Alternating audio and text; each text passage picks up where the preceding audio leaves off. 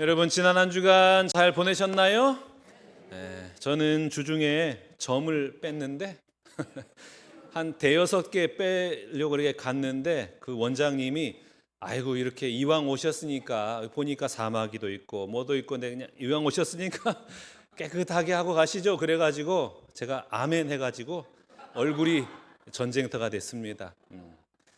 이왕 오셨는데 그냥 예배 잘 있다가 돌아가는 발걸음이 아니라 살아계신 하나님 만나고 정말 그 부활하신 그 주님의 은혜가 폭포수처럼 임하는 여러분 모두가 되시기를 주님의 이름으로 축복합니다.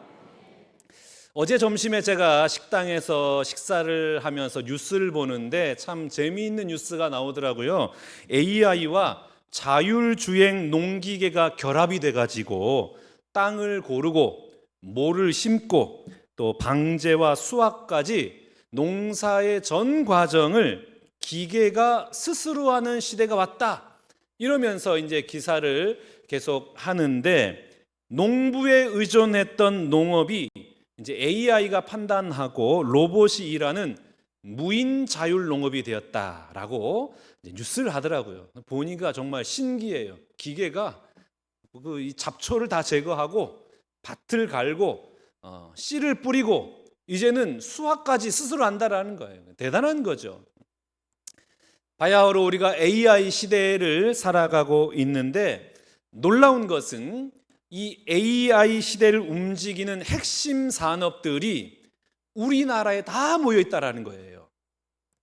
AI의 두뇌가 되는 반도체는 삼성전자와 SK하이닉스가 있고 AI가 실제 현실에서 움직이게 하는 피지컬 AI, 로봇 이런 산업은 현대자동차와 두산 로보틱스가 있어요. 그리고 이 로봇과 전기차의 에너지를 공급하는 배터리는 LG 에너지 솔루션이 있고 그리고 AI의 에너지를 공급하는 원전과 에너지 분야에는 두산 에너빌리티와 한국 수력원자원이 있고 그리고 이 AI 데이터 센터가 있어야 되는데 이 데이터 센터는 SK텔레콤과 삼성 SDS가 있고 그리고 AI 서비스 해야 될 거 아니에요. 전 국민이 이용하게끔 그 망은 네이버와 카카오 같은 기업들이 있는 거예요.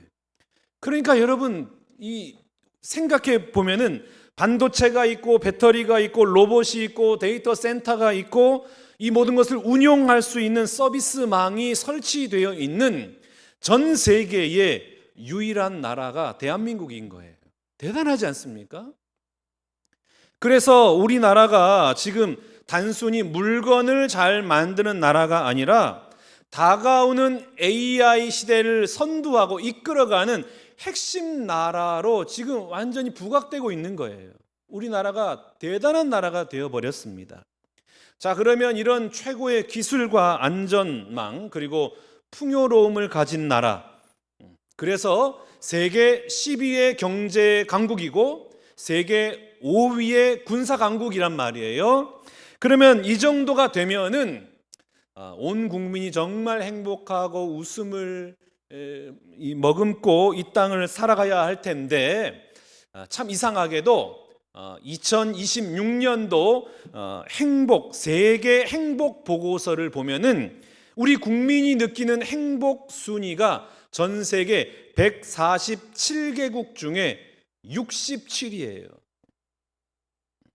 전 세계를 이끌어가는 AI 산업의 선두주자임에도 불구하고 모든 망을 갖춘 완벽한 AI 시대를 이끌어갈 수 있는 그런 나라임에도 불구하고 경제가 세계 10위고 군사 5위고 정말 이제 선진국이라고 할 수 있는 이 나라의 실제 국민이 느끼는 행복 지수는 67이라는 거예요. 그것도 147개국 중에. 왜 그럴까? 그 이유가 뭘까요? 그도 그럴 것이 우리의 삶을 돌아보면은 여러분 어때요? 밤에 잠을 자고 분명히 몸은 누웠어요. 그런데 마음은 안 누워요.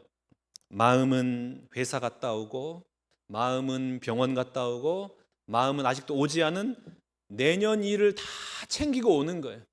그러니까 몸은 잠을 잤지만은 마음은 피곤한 거죠. 몸은 잤는데 걱정은 야근한 거예요. 저도 가끔 이제 꿈을 꾸는데 이렇게 강단에 섰단 말이에요. 근데 설교문이 없어.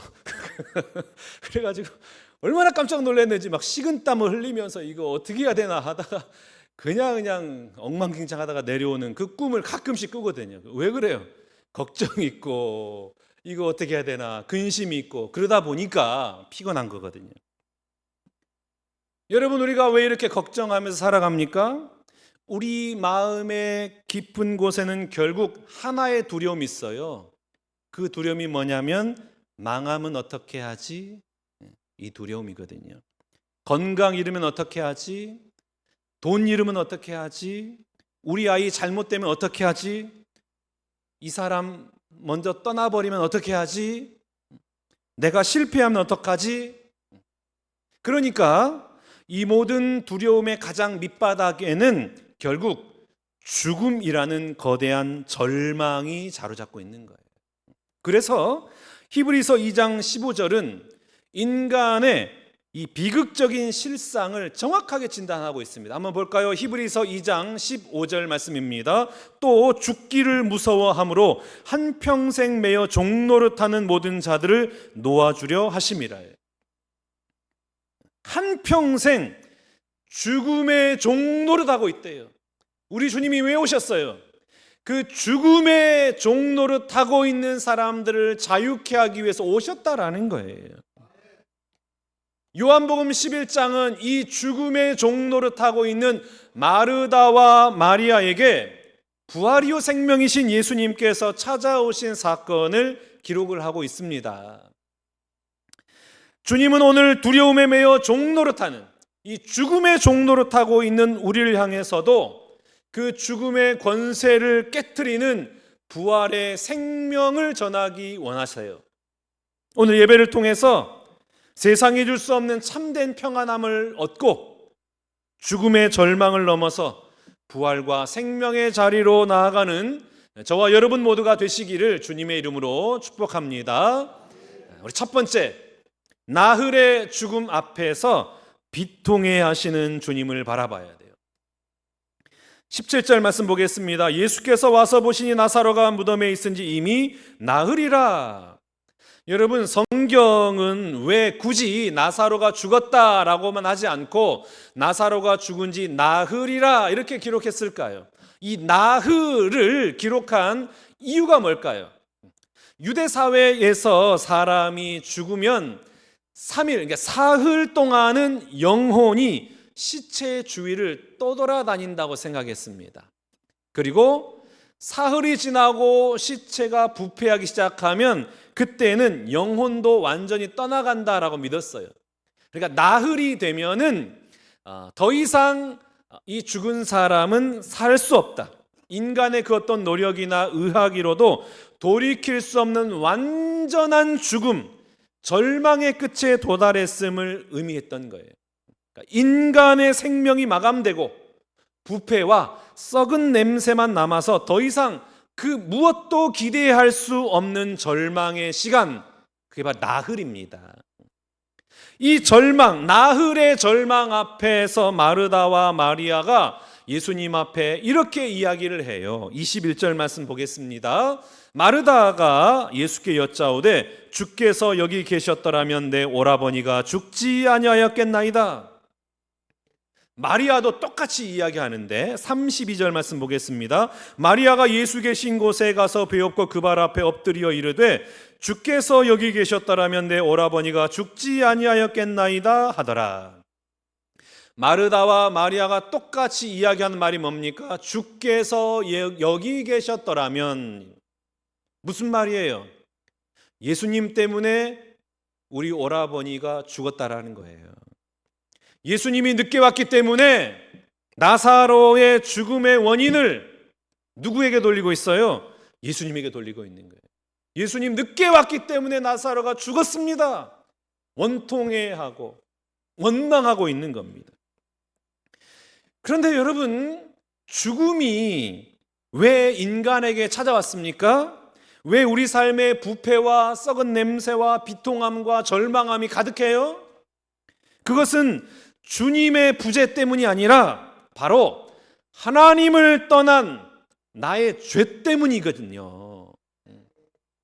죽음과 절망의 진짜 원인은 내 삶의 죄의 결과인데, 영적인 눈이 어두워진 교만한 인간은 절대로 자신의 죄를 못 봐요. 늘 어떻게 해요? 남 탓하는 거죠.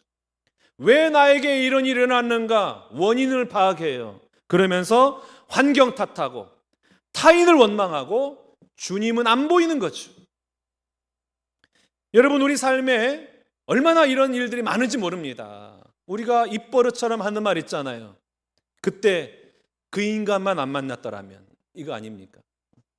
그때 그 선택만 안 했더라면, 그때 남편이 아내가 내 말을 들어만 줬더라면, 그때 우리 아이가 정신만 차렸더라면, 그때 하나님이 내 기도에 응답만 해주셨더라면, 마르다와 마리아의 말과 똑같잖아요. 주께서 여기 계셨더라면, 똑같은 거예요. 우리도 끊임없이 무엇 했더라면 이거 붙잡고 살아가고 있는 거예요. 그런데 여러분, 이 무엇 했더라면이라는 말 속에 무엇이 숨어 있는 줄 아세요? 나는 잘못이 없다는 거예요. 나는 잘했는데 그 사람이 잘못했고, 나는 최선을 다했는데 환경이 나빴을 뿐이고, 나는 기도했는데 하나님이 응답을 안 하신 거고, 나는 문제가 없는데 누군가가 내 인생을 이렇게 만들었다라는 거예요. 우리가 왜 이렇게 반응하면서 살까요? 그 이유가 뭡니까? 사망 권세를 깨뜨리시고 부활하여 생명이신 예수님이 지금 내 앞에 계심에도 불구하고, 이렇게 그 부활하신 주님을 믿는다고 하나님 앞에 예배하고 있음에도 불구하고 실제 삶에서는 무엇만 바라봐요? 사망 권세를 깨뜨리시고 부활하신 주님을 바라보는 것이 아니라 나흘째 된 무덤만 바라보니까 그래요. 무덤만 바라보는 거예요. 죽음의 상황만 바라보니까 슬프죠. 지나간 과거만 붙들고 있으니까 원망하고 억울하고 그냥 속이 상하는 거예요. 이런 모습을 지켜보고 있으니까 예수님이 어떻게 반응하십니까? 우리 33절 말씀 봐보겠습니다. 예수께서 그가 우는 것과 또 함께 온 유대인들이 우는 것을 보시고 심령에 비통히 여기시고 불쌍히 여기셨더라. 비통히 여기셨대요. 이 말은 어떤 의미냐면 헬라 원어로 엠브리마우마이, 이것은 무엇이냐면 단순히 마음이 슬펐다가 아니라 마음에 강한 정과 분노가 일어났다예요. 분노가 일어나셨어요. 그리고 이어서 불쌍히 여기사, 타라소라는 단어인데 이건 뒤흔들다, 동요하다 그런 의미예요. 그러니까 예수님이 지금 어떤 상황인 거예요? 마음속에 그냥 슬픔인 게 아니에요. 단순한 슬픔이 아니라 어떤 감정? 분노의 감정이 일어난 거예요. 분노의 감정. 막 마음이 요동치는 거예요. 분노로 요동치고 있는 거예요. 왜요? 그 이유가 뭘까요? 죽음 때문이죠. 어떤 죽음이? 죽음이 마지막이고, 죽으면 모든 것이 끝나고, 그리고 죽음을 최종 결론으로 내리고 있는 모습을 보면서 비통해 하신 거예요. 죽음이 끝났구나. 난 죽었으니까 이제 끝장났구나. 이렇게 단정하고 흐느껴 울고 절망하고 있는 그 상황을 보면서 우리 주님이 분노가 일어나신 겁니다. 여러분, 만약 죽음이 정말 모든 것의 끝이라고 믿는 사람이라면 어떻게 살아가겠습니까? 안 죽으려고 발버둥 치겠죠. 어떻게든 안 죽으려고 살아가겠죠. 망하면 안 돼. 돈 잃으면 안 돼. 건강 잃으면 안 돼. 내 자리 뺏기면 안 돼. 내가 뒤처지면 안 돼. 왜요? 이것 잃으면 죽으니까. 죽으면 끝이니까. 그러니까 어떻게 해요? 마음 평안이 없는 거예요. 이 땅을 살아가지만 이 사는 게 아니에요. 늘 불안해요. 빼앗길까 봐. 실패할까 봐. 넘어질까 봐. 병들까 봐. 그 두려운 거예요. 그러니까 그 어떤 평안함도 없이 불안한 인생 사는 겁니다. 지켜야 되고, 다른 사람보다 앞서야 되고, 가져야 되고, 어떻게 해서든 살아남아야 하기 때문에 불안한 거예요. 불안해. 내가 살기 위해서는 다른 사람 밀어내야 되고, 내가 가지기 위해서는 다른 사람의 것 빼앗아야 되고, 내가 인정받기 위해서 다른 사람을 깎아내려야 되고, 내 자리 지키기 위해서 다른 사람을 공격해야 되는 거예요. 실제 우리가 접하는 모든 언론에서 나오는 모든 사건, 사고가 다 그런 거 아닙니까? 전쟁과 테러, 살인과 폭력, 사기와 횡령, 기업의 탐욕과 권력 다툼, 이 모든 것의 밑바탕에는 뭐가 있어요? 내가 살아야 된다, 내가 가져야 된다, 내가 이겨야 된다는 이 욕망에서 비롯된 거거든요. 이 얼마나 안타까운 현실입니까? 안타까운 거예요. 그래서 예수님이 비통해하는 거죠. 나사로가 죽어서만 비통해하신 것이 아니라 죽음보다 크신 분이 바로 앞에 계심에도 불구하고 죽음이 전부인 것처럼 살아가는 그들을 보면서 비통해하시는 거예요. 여러분, 지금 여러분이 붙들고 있는 이미 죽어서 무덤에 있은 지 나흘째 된 것들은 뭐가 있습니까? 도대체 어떤 상처가 있고 어떤 과거의 미련이 있습니까? 붙들어가지고 힘들어가지고 그렇게 어렵게 살아가고 있는 것들은 뭐가 있을까요? 그 모든 나흘째 되는 무덤을 털어버리는 여러분 될 수 있길 바랍니다. 그리고 그 무덤 앞에 서 계신 부활과 생명의 예수님을 바라보는 여러분 되시기를 축복합니다. 그러면 실패도 상처도 눈물도 더 이상 원망과 절망으로 끝나지 않고 그 모든 것이 부활과 생명의 이야기로 새롭게 해석되는 은혜가 임할 줄로 믿습니다. 두 번째, 불신의 돌을 굴려놓고 주님의 통치에 동참하는 겁니다. 39절 말씀 보겠습니다. 예수께서 이르시되 돌을 옮겨 놓으라 하시니 그 죽은 자의 누이 마르다가 이르되 주여 죽은 지가 나흘이 되었음에 벌써 냄새가 나나이다. 여러분 참 이상하지 않으세요?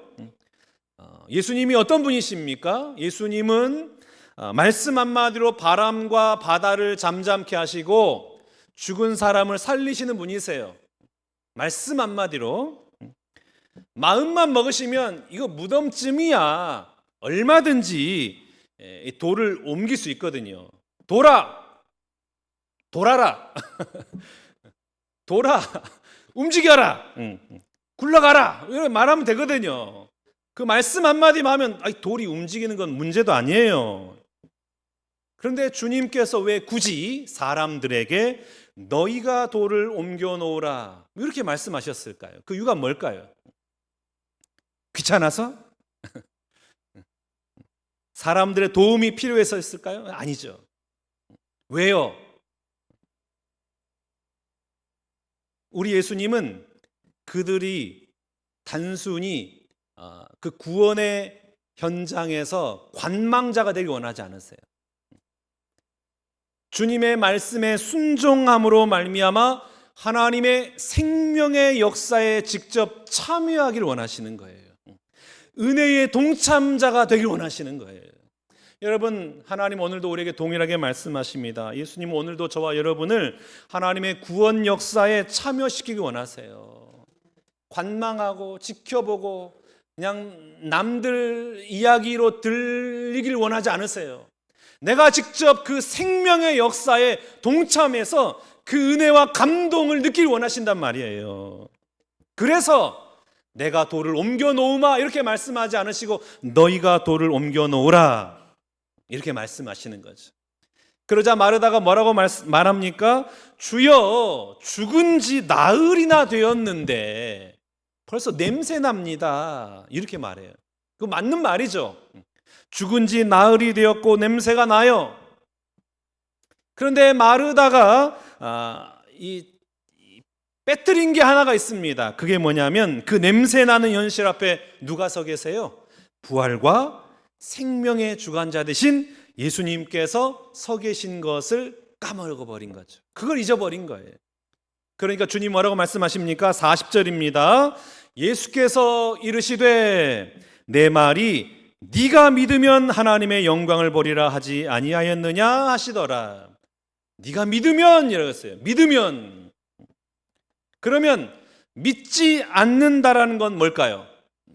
믿지 않는다라는 것은 아무것도 믿지 않는 것이 아니라, 그러니까 이런 사람 있잖아요. 저는 아무것도 안 믿을래요. 믿을 수가 없어요. 이런 사람. 하나님 어떻게 믿어요? 나는 하나님 안 믿어요. 그런 사람은 아무것도 안 믿는 사람입니까? 아무것도 안 믿겠다고 판단하는 자기를 믿는 거죠. 자기 판단을 믿는 거거든요. 그러니까 안 믿는 사람 없어요. 모든 사람 믿어요. 하나님을 믿든지 자기 자신을 믿든지 무엇을 믿든지 믿는단 말이에요. 그러니까 예수님을 믿지 않으면 다른 것을 믿는 거예요. 여러분, 오늘 우리가 예수님을 믿지 않으면 뭘 믿게 되냐면 내 감정을 믿게 됩니다. 내 상처, 그 과거의 그 상처 믿고 그거 붙들고 있어요. 그리고 내 경험을 믿고 내 두려움을 믿어요. 마르다가 굉장히 현실적이었는데 예수님 말씀은 다 좋은데요. 그 말씀 참 은혜롭고 좋은데요. 현실은 달라요. 현실을 보세요. 이미 죽어 썩어가는데 뭘 어떻게 하겠어요? 매우 현실적으로. 누굴 믿어요? 자기 자신을 믿고 있는 거죠. 우리도 얼마나 자주 그렇게 말합니까? 말씀은 그렇지만 현실은 다릅니다. 목사님 우리 남편 몰라서 그래요. 모르긴 뭘 몰라. 그놈이시다. 우리 아이는 그렇게 간단하지가 않아요. 제가 당한 일을 몰라서 그러세요. 이 상황에서는 절대로 용서할 수가 없어요. 목사님도 당해보세요. 맞습니다. 현실은 그렇게 간단하지가 않죠. 그건 맞아요. 그러나 믿음은 뭡니까? 그 현실을 부정하는 게 믿음이 아닙니다. 믿음은 그 현실보다 훨씬 크신 예수님을 바라보는 게 믿음입니다. 오늘 예배하는 여러분 가운데 내가 직면한 현실보다 훨씬 크신 그 예수님을 볼 수 있는 믿음의 눈이 열리시기를 주님의 이름으로 축복합니다. 그 눈이 열리셔야 돼요. 그 눈이. 그런데 오늘 본문에서 우리가 눈여겨보아야 할 내용이 있습니다. 그게 뭐냐면 예수님께서 마르다에게 나사로를 살려내라 이렇게 말하지 않았죠. 뭐라고 말씀하셨어요? 돌을 옮겨놓으라 라고 말씀하셨거든요. 이 차이를 잘 보셔야 됩니다. 마르다가 나사로를 살릴 수 있어요, 없어요? 없죠. 그 말할 필요가 없는 거예요. 못 살리는 거예요. 못 살려요. 나사로를 살리는 일은 누구의 일입니까? 예수님의 일이죠. 나사로를 살리는 건 예수님이 하시는 거예요. 그러면 마르다가 할 수 있는 일, 마르다가 해야 할 일은 뭐예요? 돌을 옮겨놓는 거죠. 그건 힘들지만 할 수 있잖아요. 애를 쓰고 땀을 흘리면서 옮길 수는 있잖아요. 그건 마르다가 할 수 있단 말이에요. 여기에 우리에게 주시는 귀한 메시지가 있어요. 여러분, 우리가 인생 왜 이렇게 힘들고 왜 이렇게 피곤하고 왜 이렇게 어렵습니까? 내가 나사로를 살리려고 하니까 힘든 거예요. 내가 내 남편 변화시키려고 하고 아내 변화시키려고 하고 내 자녀 변화시키려고 하고 교회를 자꾸만 변화시키려고 하니까 힘들어요. 살리고 변화시키는 건 누가 하는 일입니까? 하나님이 하시는 일이에요. 내 일이 아니란 말이에요. 자꾸만 우리는 내 마음에 맞는 사람으로 만들려고 막 노력한단 말이에요. 그런 사람이 어디 있습니까? 내 마음에 맞는 사람이 어디 있어요, 이 세상에. 나도 내가 마음에 들지 않는데 내 마음에 맞는 사람 없어요. 그런 사람 찾지 마세요. 그런 사람 찾는다고 막 여기저기 막 찾아보고 없습니다. 없어요. 찾았다 하는 사람 있잖아요. 그건 속은 거예요. 그 사람은 속은 거야. 그런 사람 없습니다. 내 마음에 맞는 사람 없어요. 내 마음에 맞는 교회 없어요. 그런 사람 없어요. 내가 자꾸만 바꾸려고 하고 내가 살리려고 하니까 내가 힘들어요. 안 되잖아요. 괜히 스트레스 받고 짜증이 나고 힘든 거죠. 살리는 건 누가 하는 겁니까? 하나님이 하시는 겁니다. 우리 일이 아니에요. 자꾸만 내가 살리려고 하지 마세요. 우리가 할 수 있는 일을 하시면 됩니다. 내가 해야만 한 일, 내가 할 수 있는 일, 그게 뭡니까? 주님의 말씀에 아멘하고 순종하면서 돌을 굴려놓는 거예요. 그건 할 수 있잖아요. 그건 해야만 하는 거예요. 돌을 굴리는 행동, 그건 뭐가 있을까요? 그동안 자존심 때문에 하지 못했던 말, 내가 먼저 미안합니다. 이 말을 할 수 있잖아요. 마음의 돌을 굴려놓는 거예요. 그동안 서운해서 연락을 끊었던 사람에게 내가 먼저 전화해서 잘 지내십니까? 할 수 있잖아요. 저 사람은 절대로 안 변해 라고 단정했던 내 판단을 내려놓고 그 사람을 위해서 다시 기도하는 것, 이거 할 수 있잖아요. 죽도록 미운 사람, 그 사람에게 가서 내가 미워해서 죄송합니다, 사랑합니다, 할 수 있잖아요. 그게 바로 돌을 굴려놓는 행동입니다. 부부싸움 할 때도 여보 내가 잘못했어, 여기서 끝내면 돌이 움직이거든요. 그런데 꼭 뒤에 뭐가 붙죠. 그런데 당신도 잘못했잖아. 그러면 옮겨진 돌이 다시 닫아버려요. 미안해 그러면 되는데 꼭 미안한데 내가 왜 그랬는지 알지? 이러면 다시 막히는 거예요. 여러분, 돌을 옮기시기를 바랍니다. 다쳤던 마음의 돌 움직여야 돼요.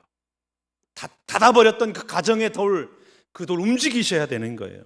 내가 주의 말씀 앞에 아멘으로 순종하면서 돌을 옮겨 놓을 때에 비로소 내 삶을 꽉 막고 있던 그 절망의 무덤 안으로 우리 생명의 주님, 부활의 주님이 찾아오셔서 비로소 역사하시는 거예요. 어떻게 역사하십니까? 43절 44절입니다. 이 말씀을 하시고 큰 소리로 나사로야 나오라 부르시니 죽은 자가 수족을 배로 동인 채로 나오는데 그 얼굴은 수건에 쌓였더라. 예수께서 이르시되 풀어놓아 다니게 하라 하시니라. 아멘. 나사로야 나오너라. 그리고 나사로로 하여금 이 땅을 다니게 해라. 여러분, 우리 주님은 우리를 단지 살리시는 분만 아니라 살아나게 하셔서 이 땅을 자유롭게 돌아다니게 하시는 분이십니다. 예수를 믿는다는 건 뭐예요? 죽어서 천국 가는 것이 아니라 이미 이 땅에서부터 그 자유함과 그 평안함과 그 감격함을 가지고 이 땅을 살아가게 하는 것, 그 예수 믿는 거거든요. 여러분, 예수님이 도대체 어떤 분이시기에 죽은 지 나흘이나 된 사람을 향하여 이런 권세를 선포하십니까? 오늘 보면 25절과 26절 말씀 보겠습니다. 우리 한 목소리 같이 봉독합니다. 예수께서 이르시되 나는 부활이요 생명이니 나를 믿는 자는 죽어도 살겠고 무릇 살아서 나를 믿는 자는 영원히 죽지 아니하리니 이것을 네가 믿느냐? 아멘. 아멘이죠. 자, 그런데 예수님 뭐라고 말씀하세요? 내가 너에게 부활을 주겠노라 이렇게 말씀하지 않으시고 뭐라 그랬습니까? 내가 곧 부활이요 생명이다. 나를 믿어라 그랬죠. 뭘 주겠다는 게 아니에요. 여러분, 부활이 뭐냐면 내가 무엇을 얻기 이전에 예수님을 믿는 거예요. 예수님을 얻게 되는 거예요. 부활, 그 생명은 내 상황이 이 좋아지는 것 이전에 예수님과 연결되는 거란 말이에요. 부활은 뭐냐? 뭐 내가 막 살아나고 그런 그 다음 일이고, 주님과 내가 연결되어서 그 부활하신 예수님을 믿을 때에, 그때에 나의 삶이 살아나게 되고 그 살아난 기쁨과 자유함을 가지고 이 땅을 걸어다니게 되는 겁니다. 부활하신 주님을 만나면 그때 비로소 내 삶이 살아나는 거예요. 그때 알게 되는 거거든요. 뭘 알아요? 돈이 전부가 아니었구나. 성공과 출세가 나를 살리는 게 아니었구나. 사람들의 인정과 자녀의 성공이 내 인생의 전부가 아니었구나. 오직 부활하신 예수님만이 진짜 내 생명이었구나. 이걸 알게 된단 말이에요. 이걸 알게 되면은 눈이 완전히 새로워지죠. 남편과 아내가 달리 보여요. 사랑스러워 보여죠. 실제 우리 양육받았던 대부분의 사람들이 내 삶을 향한 하나님의 뜻과 섭리를 깨닫고 믿어지기 시작하면서부터 뭘 고백하냐면, 목사님, 희한하게도 남편이 사랑스러워 보여요, 이런단 말이에요. 아내가 너무나 불쌍하고 고맙게 보여요. 나를 그토록 힘들게 했던 부모님이 너무나 감사해요. 이 고백이 나온단 말입니다. 자유함을 누리는 거예요. 자유함을요. 얽매이지 않아요. 죽음에서 뛰쳐나와서 부활의 삶을 누리는 것이죠. 내 힘으로 남편 바꾸려고 할 때는 원망뿐이었는데, 부활의 주님이 내 생명의 주님이 되시니까 남편이 더 이상 내 행복을 책임져야 될 사람이 아니라 내가 마땅히 주님의 사랑으로 품고 사랑해야 될 소중한 존재로 보여요. 내 자녀가 나의 자랑거리를 만들어낼 어떤 작품이 아니라 하나님께서 내게 잠시 맡겨주신 은혜의 선물로 다가오는 거예요. 그러니까 자녀를 인정하게 되죠. 말씀을 통해서 성령의 바람이 불어와가지고 내 안에 있는 그 고집과 그 편견의 먼지를 다 쓸어가 버리니까 마침내 가정과 이웃이 부활의 눈으로 보니까 사랑스러워 보이기 시작하는 겁니다. 그런 은혜가 여러분 모두에게 임하시기를 축복합니다. 사랑하는 우리 신광계 성도 여러분, 우리에게는 여전히 예수님이 계십니다. 그러므로 끝난 게 아니에요. 세상이 끝이라고 말해도, 내 경험이 불가능이라고 말해도 무덤에서 생명을 불러내시는 주님의 음성을 들으시기를 축복합니다. 나사로야 나오라! 그 음성을 오늘 나를 향한 음성으로 들으시고 그 모든 절망의 무덤, 죽음의 무덤 다 떨쳐버리고 일어나서 부활과 생명의 주님과 함께 자유와 평안함의 길을 힘있게 걸어가는 이 한 주간 되시기를 주님의 이름으로 축원합니다. 다 함께 일어나겠습니다. 우리 같이 찬양할까요?